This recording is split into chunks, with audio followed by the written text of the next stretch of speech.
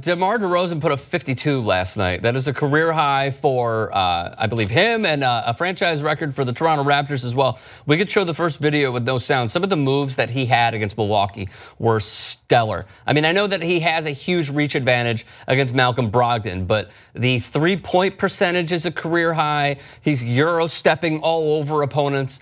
Is it just that his three-pointer has allowed him to create that much more space and become that much more creative driving to the basket? Like, what has led him to become this player that we are seeing with 52 points yesterday against Milwaukee?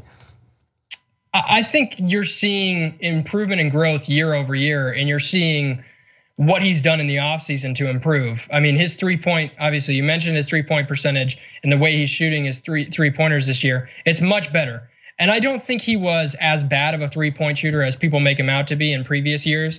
I just think that teams knew how to guard him on the perimeter, and now he's finding ways to create space for himself on the outside and get open opportunities. He's also been much more willing to pass the ball. I think he's averaging the most assists per game in his career, and that definitely helps because if he's giving the ball up, teams have to, obviously mark him when he doesn't have the ball, and that doesn't happen all the time. And so that is correct, by the way, 4.9. That's correct. His career high.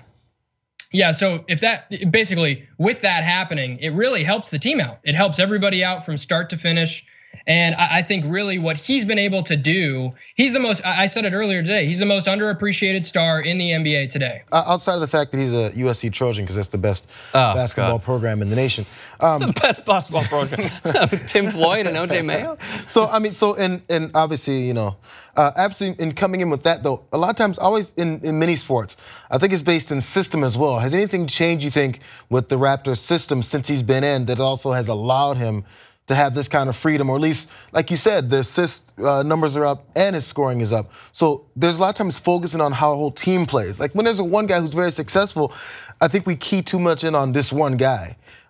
There's things that also help him get that. Has other certain players surrounding him that has changed recently, even this season, allowed that also to change?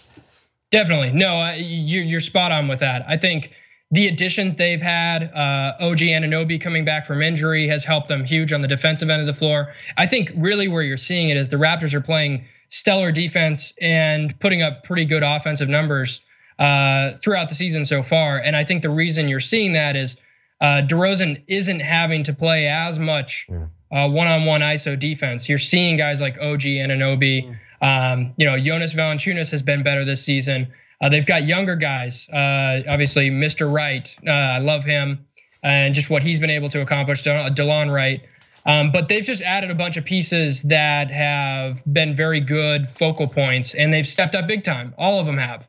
And I think when you have young players, to see that improvement and growth really helps out a guy like DeMar DeRozan because he feels more confident in obviously passing the ball, giving up the ball. And then on the defensive end of the floor, he can take time off.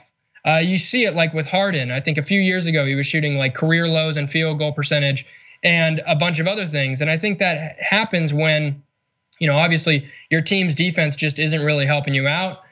So you're having to get back more often. You're just wasting a lot of energy that you may not necessarily have to if you're on a better team. And so I think there's a lot of reasons that could add up to DeRozan's success.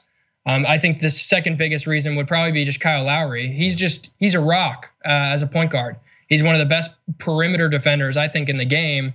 And his offensive game has gotten better over the years. And I think that having a 1-2 punch like that is very dynamic. And you don't see many of them today. I think you've got probably 3 to 5 backcourts in the NBA that you could legitimately say will continue to put up numbers night in and night out consistently.